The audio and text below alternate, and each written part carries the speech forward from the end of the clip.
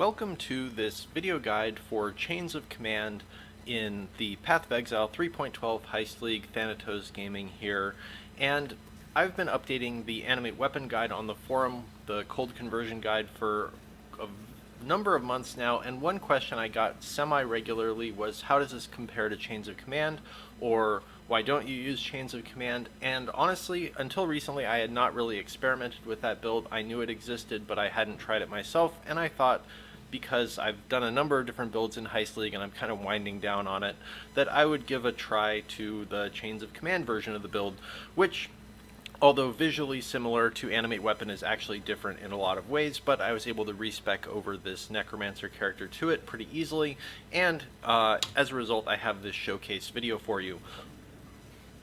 What you can expect to see is just a regular map clear that I'm doing now. I attempt a Tier 16 fully Delirious map, which goes okay. I'm able to complete it. It's a little bit rocky, but I get through it. And then finally a Sirus Awakener 6 kill at the end, just to show that it is in fact possible to do the Chains of Command build. And throughout this I'll be talking about the pros, the cons, and my overall impression of the Chains of Command variation on Animate Weapon. In case you're totally unfamiliar with what I'm talking about, Chains of Command is a unique set of body armor, and what it does is effectively make your entire gameplay revolve around your Animate Guardian, because as your Guardian kills things, it will create copies of the weapon that it's using, which you get to pick because you animated the Guardian yourself, and then as those weapons kill things, it will continue to animate more and more copies. And prior to 3.10, the Animate Weapon via Chains of Command was probably the most popular way to play Animate Weapon, just because previously the skill had such a low quality of life. And so if you look back into older variations of the build, there's a number of build guides out there for Chains of Command. Unfortunately, they're all a little bit outdated because 3.10 significantly overhauled how the Animate Weapon skill, and by extension how the Chains of Command unique, works, because previously you could animate up to 50 copies of the animated Guardian's weapon. Now you get a level 20 animate skill, which can only animate up to a total of 14, which is a pretty significant reduction in the top end damage. There is an improvement because the Animate Weapon gem got a bit of a buff, but compared to the very old versions of the skill, it is still less powerful than it used to be, and as a result people kind of wrote it off as not being useful, and that's why you haven't really seen a whole lot of guides out there for it.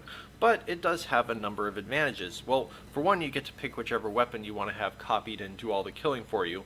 The most classic version was using the Oro's Sacrifice Sword and doing a fire-focused version of the build, and the advantage of that is Oro's will give your minions frenzy charges as they ignite things, and frenzy charges on minions are absolutely huge for adding extra damage.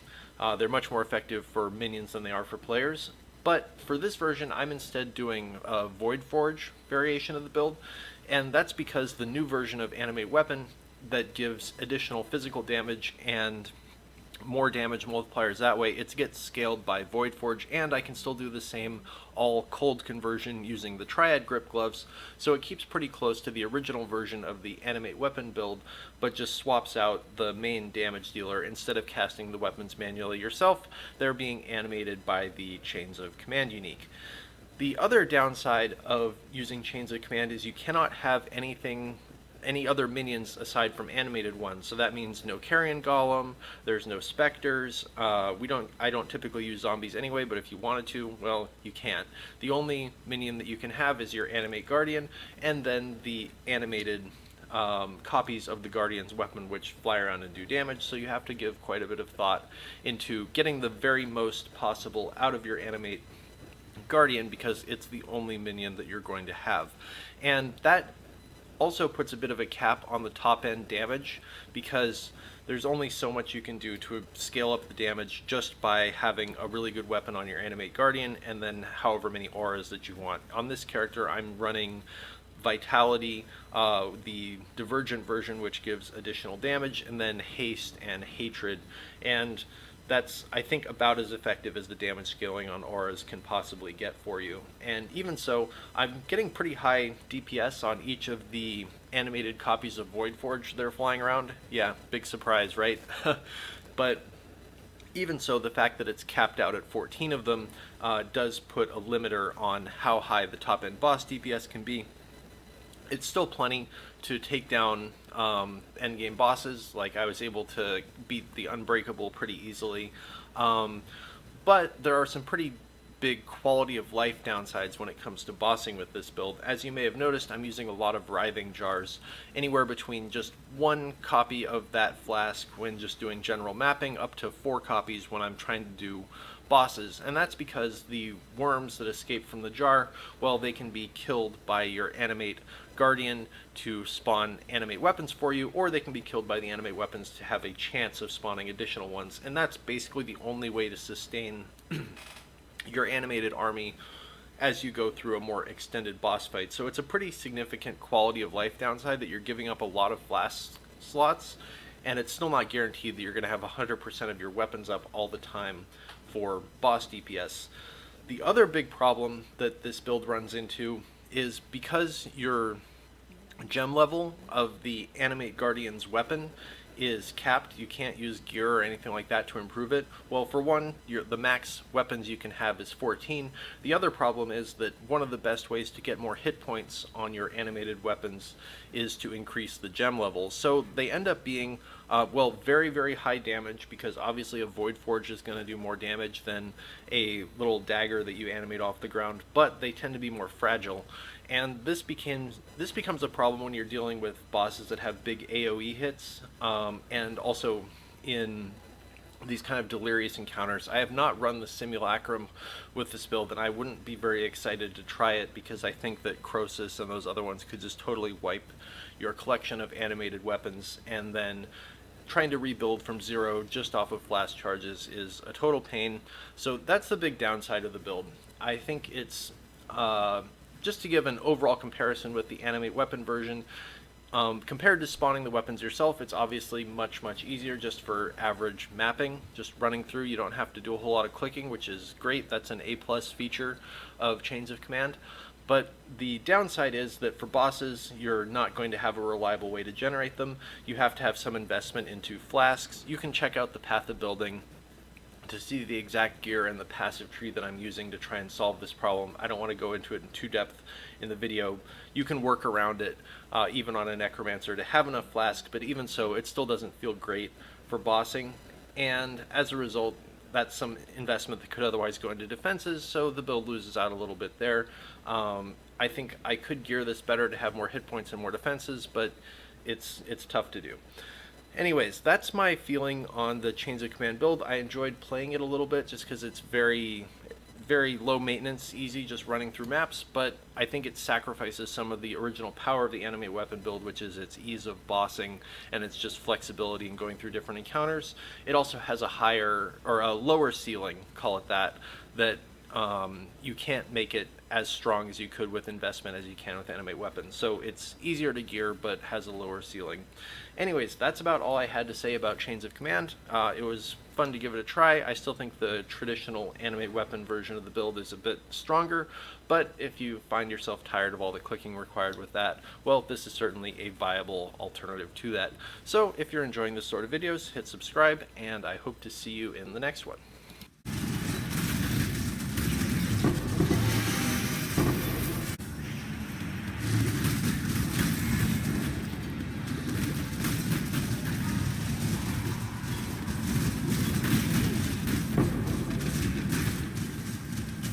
Too much clutter.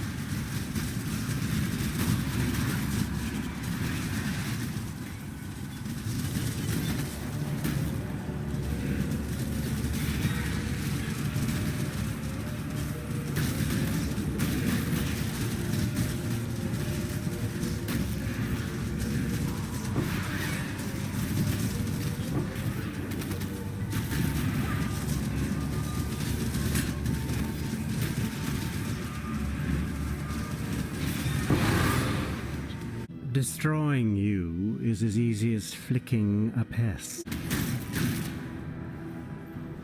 Fury of the cosmos! Glorious flames! What's this? A real challenge? You've finally caught my attention. Die. Your lives are meaningless!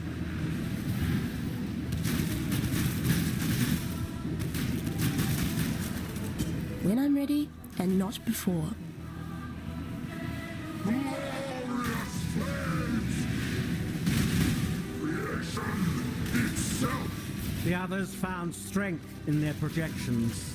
They became reliant on them. I am not so foolish. This city is nothing!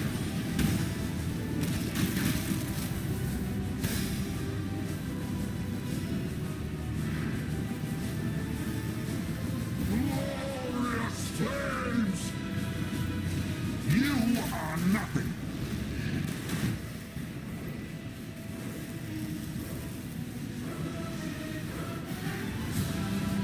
Creation itself! Rain of stars!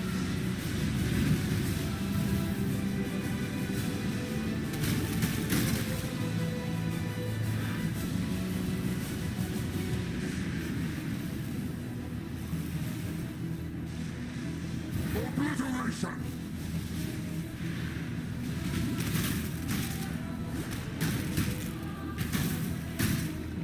Rain of stars! Creation itself! Life really interesting enough to warrant all this pain.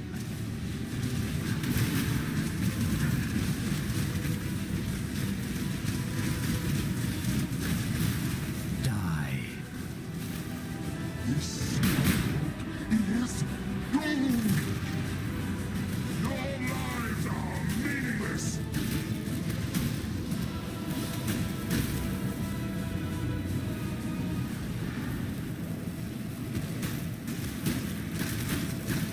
Fury of the cosmos!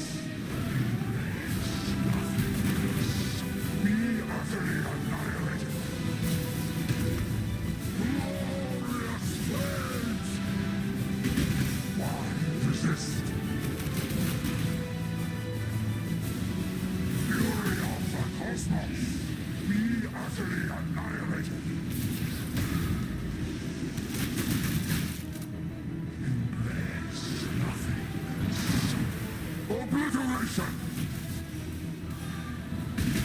Creation itself! The edge of death, my heart braces. I am alive.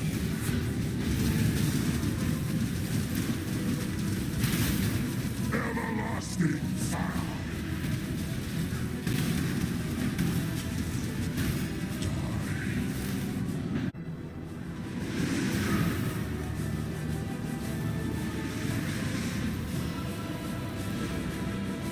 Is everlasting fire!